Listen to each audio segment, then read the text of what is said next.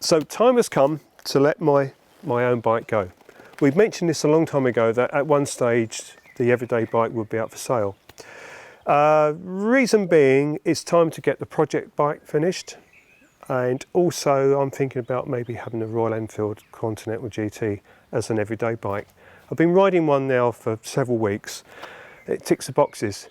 This bike is really good.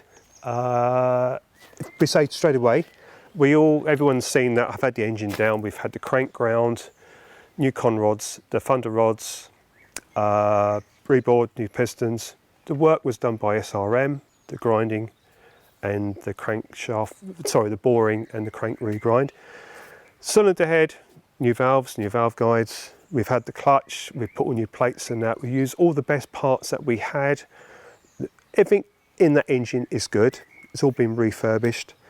When we look, the only thing that isn't quite right for that year is the rear shocks. They should be the shrouded ones, because this is 67, it's 68 they went to springs. Otherwise it is bog standard. It is absolutely factory spec as it would have been. Because it's the American export model, the only thing with these is they're quite low geared. It's a nice bike to ride, it's got the high bars, but it's not a bike they're going to tear about on. It's a bike that's happy riding 50 to 60, 55. If you're happy riding those sort of speeds, I think most of the more senior riders are. It's fairly low compression to start. It's a single carburetor. It's a nice bike. I'll start it up now. I'll just make sure I've got enough fuel.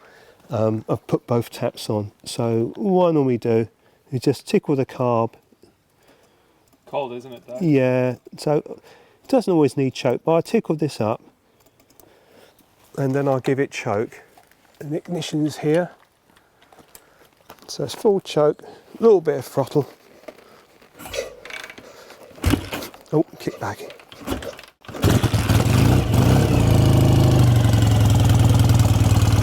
It has got electronic ignition. So it's got the Wassel ignition on this one. Now it hasn't been used for several weeks now. So it's first time it's really been started up for a while. What these tend to do, and it's not uncommon, you leave the bike for any length of time, they can wet sump a little bit. But what I have done on this one is I've put a drain. If you look at the front of the engine, it'll show you there's a plate on the scavenger valve there with a plug right down the bottom. So you can take that plug out and drain the oil off. It's just when they sit for a period of time, they can wet sump.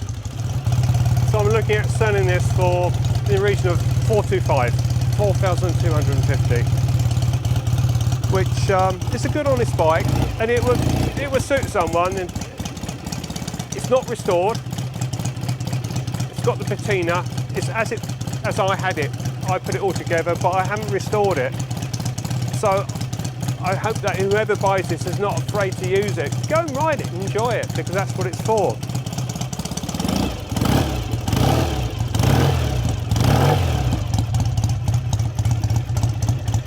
With the Thunderbolt, you don't get the rev counter, you've just got the speedo.